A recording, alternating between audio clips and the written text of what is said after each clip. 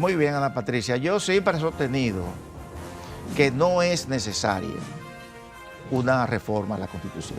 Pero él, como otros presidentes, entiende que debe dejar un legado, debe dejar una impronta. Y se ha abocado a hacerle estas modificaciones puntuales a la misma. Bueno, yo lo dije y lo he dicho en programas anteriores, que yo creo en la buena fe y en las buenas intenciones del presidente. Y con la mayoría que él tiene, él pudiera aspirar a un tercer periodo. Pero naturalmente, entonces lo que se está haciendo, que él entiende que con eso, bueno, yo entiendo que prácticamente él deja los asuntos como están.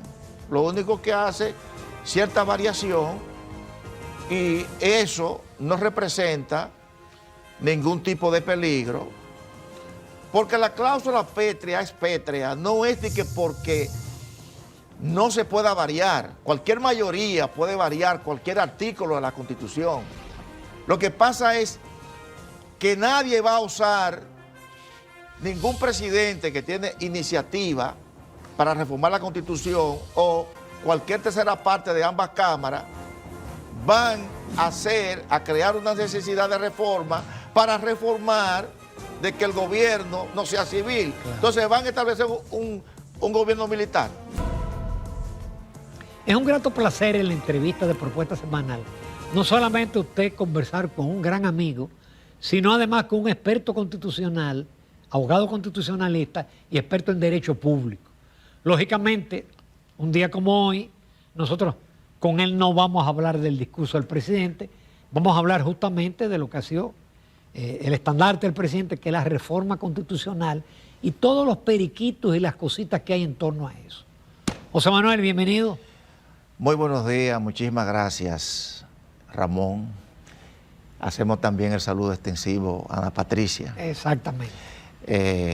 Reiterándole nueva vez las gracias por la invitación a este prestigioso programa, Propuesta Semanal. Muchísimas gracias, José Manuel. Y, lógicamente, lo primero, y antes que nada, son las tacitas de aroma, sabor y calidad del Café Santo Domingo, que nos brinda Kenia e Industrias Barnilera. Muchas gracias. A veces Kenia no la brinda porque ya tiene otros compromisos, pero siempre el café nos falta. Salud. Hay muchos temas que la gente no maneja en todo lo que es la mecánica de una reforma constitucional. Y está la ley de convocatoria. Y hay las dudas de que si esa ley, si ya los asambleístas tienen que limitarse esa ley o pueden modificarla. Háblanos de la ley de convocatoria, cómo surge y qué significa en medio de lo que es una reforma constitucional. Sí, precisamente el pasado miércoles estuve yo como participante dentro del público a un conversatorio que se dio con los más connotados constitucionalistas del país y salió a relucir lo de la cláusula pétrea sobre la misma ley de convocatoria. Pero yo me he dado cuenta, no solamente en esa discusión que se dio ahí, sino en las discusiones previas que se han dado, que este término no ha sido abordado con la profundidad requerida y por eso quizás no se ha comprendido el alcance de la ley de convocatoria. Y me explico.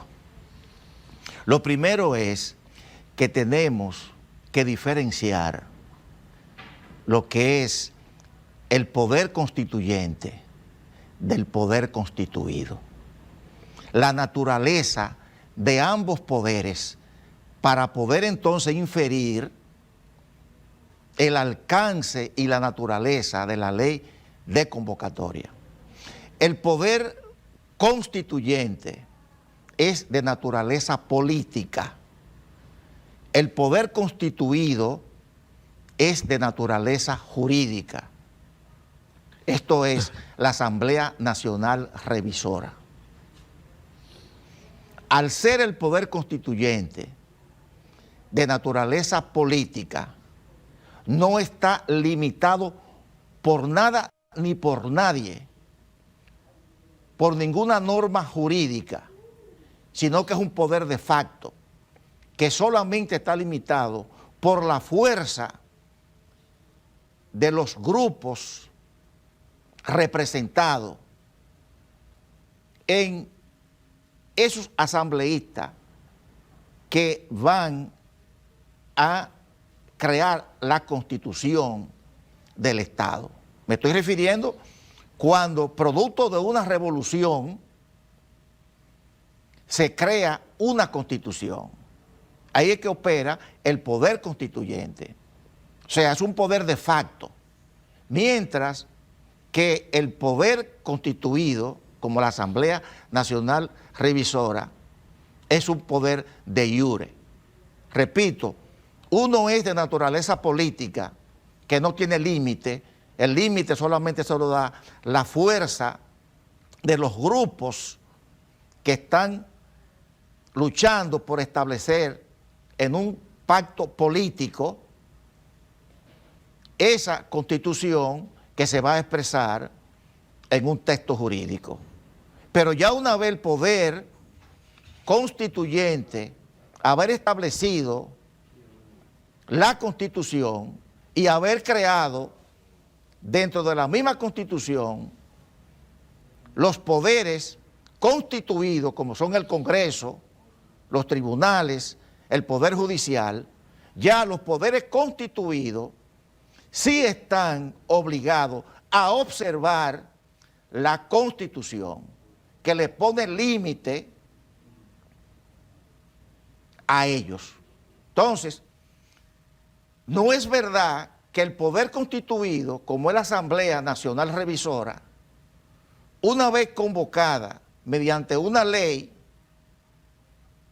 establecida en la Constitución, y que la misma reforma establece que la Constitución puede ser reformada como ella misma indica, ellos pueden variar como poder constituido el alcance que la misma Constitución le da y le indica de la manera que debe ser reformada. Claro, ellos no pueden salirse de lo que dice la ley. Nunca, jamás. Perfecto. El que sostiene eso está, o sea, no ha profundizado en esos aspectos, o sea, en el aspecto de la naturaleza de la Asamblea Nacional Revisora, o sea, del constituyente derivado, que es de naturaleza jurídica, no puede salirse de lo que la misma Constitución le indica, muy diferente que si fuera el constituyente originario, el que crea por primera vez la Constitución. Ese no tiene límite, ese puede establecer ahí lo que sea, porque el límite se lo da la fuerza, mientras que en esta se lo da la ley, la propia Constitución. Está muy claro. Ana Patricia, adelante. José Manuel, buenos días, bienvenido nuevamente al programa. José Manuel, ¿tú crees que sería necesario en estos momentos abocarse realmente a una reforma constitucional como la planteada por el presidente? Vemos que se han excluido algunos puntos esta semana que pasó. Entonces, ¿lo ves necesario? De todas estas reformas que se han realizado en el país, también con este tema de la reelección, donde se han incluido casi en todos estos, o sea, estos candados, vamos a ver, darnos una opinión general como la que tú siempre das, bien concisa, y que las personas que no manejan el tema pues pudiesen entender un poquito más. Sí, muy bien, Ana Patricia. Yo siempre he sostenido que no es necesaria una reforma a la Constitución, pero también debemos apreciar de que el presidente de la República, Luis Abinader, fue electo con una mayoría supercalificada. Él, como otros presidentes, entiende que debe dejar un legado, debe dejar una impronta, y se ha abocado a hacerle estas modificaciones puntuales a la misma. Bueno, yo lo dije y lo he dicho en programas anteriores, que yo creo en la buena fe y en las buenas intenciones del presidente, y Y dije también que era una persona que no se obstinaba, que no era obstinado, que él oía. Y precisamente oyó el clamor de los fiscales. Exacto. Y se convenció de que debilitaría ese órgano, eliminar el 174 que crea el Consejo Superior del Ministerio Público. O sea, que estamos ante un presidente que oye, que no es obstinado, pero tenemos que comprender que él quiere dejar eso como legado, porque es que tenemos también que vernos en la posición de él, señores. Y yo digo lo siguiente, Ramón. Es un mérito el autolimitarse. No. Con la mayoría que él tiene, él pudiera aspirar a un tercer periodo. Pero naturalmente, entonces lo que se está haciendo, que él entiende que con eso, bueno, yo entiendo que prácticamente él deja los asuntos como están. Lo único que hace cierta variación, y eso no representa ningún tipo de peligro para la institucionalidad democrática, para el continuismo. O sea, yo hasta ahí, lo que he visto, yo lo veo bien. Y yo lo que entiendo es que, y yo prefiero mejor cuando se escriba algún tipo de ensayo, libro o monografía, citar la Constitución del 24 en vez de citar la Constitución del 15. Exacto. Mira, yo sé que también en algún momento tú sostenías que se le podía dar más poder al Procurador General de la República por vía de una ley que por la Constitución. Pero bueno, va por la Constitución. Va a ser propuesto por el presidente y lo aprueba el Consejo de la Magistratura. Va a ser por 4 años. En ese panel que tú estabas y en otros paneles se habló del peligro. Yo tuve, por ejemplo, a Servio Tulio Castaño que decía, miren lo que pasó en Guatemala con un procurador autónomo que hasta quería impedir que el presidente asumiera. Entonces, pero también él decía que muchas veces las posiciones dependen de la personalidad. José Manuel, ¿cuál es el perfil que debe tener una persona que le van a dar un poder extraordinario, inamovible por 4 años, autónomo? ¿Qué perfil tú crees que debe de reunir mínimo la persona que vaya a esa posición? Que ya el presidente dijo que no va, que le va a pedir a doña Miriam que permanezca hasta que todo esto se apruebe. Bueno, fíjate, precisamente hace alrededor de un poquito más de 4 años, en un programa a mí se me hizo esa pregunta, en ocasión de que el presidente Luis Abinader iba a asumir en el 20 como presidente y se estaba bailoteando que quién podía ser el procurador o la procuradora general de la República. Y se me hizo esa pregunta. Y yo ahí di mi opinión, que no ha variado. Y al contrario, ahora, después de lo que hemos visto en estos 4 años de gestión, afirmo más esa posición que yo tuve hace más de 4 años.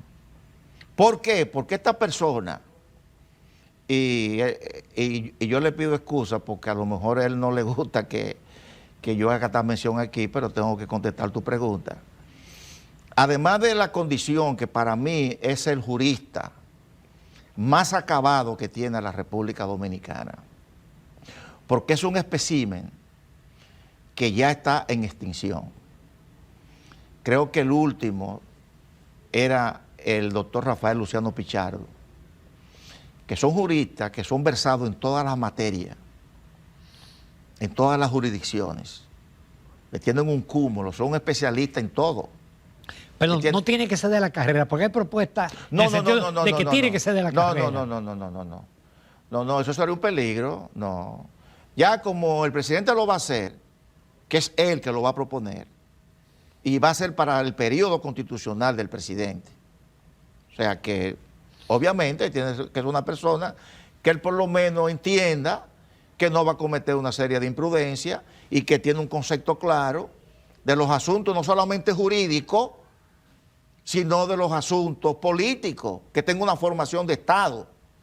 Y para mí, la persona, en cuanto a lo profesional, pero también en cuanto a lo personal, por su integridad, que reúne todas las condiciones de carácter de integridad, de formación política y jurídica. Y de gerencia. Y de gerencia. Porque hay que ser gerente. No. Para mí, la persona ideal es mi estimado amigo y colega, Emanuel Esquea Guerrero. Yo sé que a él no le va a agradar que yo haya mencionado su nombre, pero tengo que contestar tu pregunta y tengo que ser sincero. Y yo he tratado poco a Emanuel en mi vida, pero estoy de acuerdo contigo que él reúne todas esas cualidades. Nos vamos a comerciales porque todavía nos queda mucha tela por donde cortar en materia de la reforma constitucional. Volvemos en unos minutos. Amigos de Propuesta Semanal, continuamos conversando con el licenciado José Manuel Jerez, quien es abogado constitucionalista y experto en derecho público. José Manuel, otro de los temas que está en la reforma es la unificación de las elecciones y la reducción de los diputados. Se dice que ahorraría al Estado alrededor de 1.000 millones de pesos. ¿Cuál es tu opinión al respecto? Bueno, con relación a la reducción de los diputados, yo soy de opinión que una constitución debe establecer un mínimo. Por ejemplo, cada provincia, un senador. De acuerdo. Y 2 diputados. Y que la ley se encargue, según la proporcionalidad, de aumentar los diputados, dependiendo de la cantidad de habitantes que tenga la provincia. Pero la Constitución no puede establecer un número fijo. Porque ya la del 10 puso un número. No. Debe poner un mínimo. Un mínimo es que cada provincia tenga mínimo, o sea, todas un senador y todas un mínimo de 2 diputados. O sea, ninguna provincia puede tener menos de 2 diputados. Ahora, la ley se encargará de la proporcionalidad de aumentar. Habrá provincias que tendrán 11, 12, 14, pero la Constitución debe solamente establecer un mínimo. Y en cuanto a la otra pregunta, que de la unificación de las elecciones. No, yo particularmente, mi criterio es que las elecciones deberían hacerse de medio término. O sea, así como está ahora mismo, no. Eso es un fiasco. Y eso solamente ya eso es una carta de ruta para saber lo que va a pasar en mayo. Sí. Yo soy de opinión que deben ser separadas, o sea, como estaba en un tiempo, o sea, a mitad de periodo. Y 2 años después, por ejemplo, a los 2 años, las municipales y las congresuales podría ser. ¿Cómo era? Sí, y 2 años después, las presidenciales. Una separación de 2 años. O, en el caso de que se quiera que se unifique toda. Pero así como está, yo no definitivamente. No comparto esa... Quiero meterte en otro tema, pero que bien para el público es conflictivo. Digo, no es conflictivo, es decir, es complejo. Se habla de la cláusula pétrea. Sabemos que hay un artículo de la Constitución que dice no se puede modificar el régimen de gobierno, republicano, democrático. Entonces se quiere introducir como cláusula pétrea lo que es hoy el artículo 124, lo de la elección. Yo quiero que tú nos hables con esa sapiencia que tú tienes, lo que es esa llamada cláusula pétrea y el convertir en cláusula pétrea el tema de la reelección. La cláusula pétrea solamente lo establece el constituyente originario cuando se funda el Estado, sea producto de una revolución o sea por cualquier otra causa. Pero una reforma no puede. O sea, el constituyente derivado que es la Asamblea Nacional Revisora. Recuérdate que te dije al principio que el poder constituyente, el constituyente originario, es de naturaleza política, no tiene límite, es un poder de facto y puede establecer en ese texto lo que quiera. Entonces, como se da origen a un nuevo Estado, entonces pone como cláusula pétrea aquello que el constituyente originario entiende que es lo que le da la esencia a ese Estado que se está creando. Que sin eso, ese Estado no tiene razón de ser. Por eso es que la cláusula pétrea establece en el artículo 168 que el gobierno debe ser siempre civil, republicano, democrático y representativo.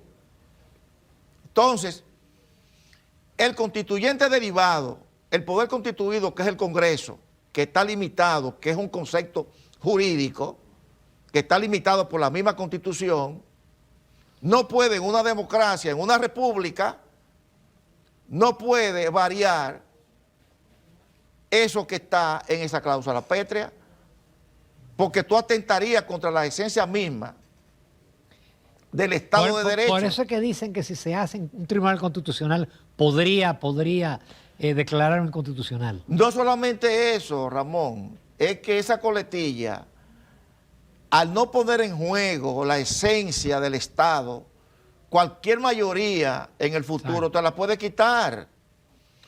Porque la cláusula pétrea es pétrea, no es de que porque no se pueda variar. Cualquier mayoría puede variar cualquier artículo de la Constitución. Lo que pasa es que nadie va a usar, ningún presidente que tiene iniciativa para reformar la Constitución o cualquier tercera parte de ambas cámaras, van a crear una necesidad de reforma para reformar de que el gobierno no sea civil. Claro. Entonces van a establecer un gobierno militar. No, ni monárquico. Ni monárquico. Pero es por eso que nadie va a tocar eso, Ramón. O sea, solamente un constituyente, un poder constituyente podría variar, lo cual, que se erija un régimen militar que arrase con todo, que proscriba la Constitución y como es un poder de facto, de fuerza, entonces establezca una nueva Constitución estableciendo un régimen despótico, autocrático, ya sí, ahí sí puede hacerlo, pero ya acabó con todo, con todas las garantías constitucionales. Entonces, por eso es que eso no debió estar ahí y yo entiendo que como se discuta más a fondo sí, ese proyecto de ley. Ese candado no va. No, eso debe quitarse del artículo 268, eso no debe estar ahí. Yo inclusive soy de opinión. Porque además otra cosa, Ramón, todo el título 14 de la Constitución, o sea, estamos hablando del artículo 267 al 272, con sus 3 párrafos, cualquier artículo de eso que se toque, o sea, que se reforme, porque según Karl Laubenstein, una reforma constitucional consiste cuando tú añades o quitas un texto a un artículo de la Constitución. Entonces aquí se le está añadiendo al artículo 268 lo del 124. Entonces, si eso sucede, tiene que observarse lo establecido en el 272, que se debe ir a un referendo aprobatorio. A un referendo aprobatorio. Porque aquí muchos constitucionalistas han querido diferenciar entre la parte sustantiva del artículo del título 14 y la parte de procedimiento. No, señor. No, señor. Y eso lo podemos discutir a profundidad.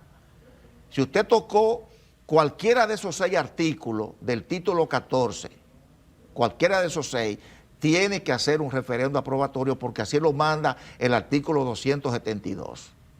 ¿Qué yo hubiese preferido y le doy más protección? Porque los únicos mecanismos, Ramón, de protección de una constitución son dos. No hay más. Uno, mayoría cualificada. Vamos a poner la constitución que para ser reformada se requiera la 3/4 parte de la matrícula, ni siquiera de lo presente, de la matrícula. Eso es bien restrictivo. No, dime, ¿cómo se consigue eso? ¿Cómo tú consigues la 3/4 parte de la matrícula? Ahora tú puedes reformarla con la 2/3 parte de lo presente. De lo presente, exacto. Mira, es un buen candado, Pero que eso es el principal candado que establecen todos los constitucionalistas para proteger la Constitución. Y lo otro es, por ejemplo, ese mismo artículo 124, que yo hubiese hecho, lo dejo ahí mismo donde está y le pongo la coletilla, en caso de que la reforma verse sobre este artículo, el 124, será necesario observar lo establecido en el artículo 272. El referendo aprobatorio. Tú sabes que hay una ley que por eso Eduardo Jorge Parra le llama superorgánica, que es la ley monetaria y financiera, que dice que si la modificación no emana de la Junta Monetaria, la modificación tiene que aprobarse con la 3/4 parte de lo presente. Porque la ley monetaria tiene una importancia tal que tiene ese candado. Ana Patricia tiene ahí ya la última pregunta. La última. Adelante. Sí, vamos a pasar a otro tema. Tu opinión respecto al descargo de Víctor Díaz Rúa y Ángel Rondón. Eso ha provocado opiniones encontradas, pero lo que se sustenta es que definitivamente fue un expediente muy flojo y que eso se iba a caer. Bueno, recuerda Ana Patricia que la misma presidenta de la Sala Penal de la Suprema Corte de Justicia, Miriam Germán, Sí.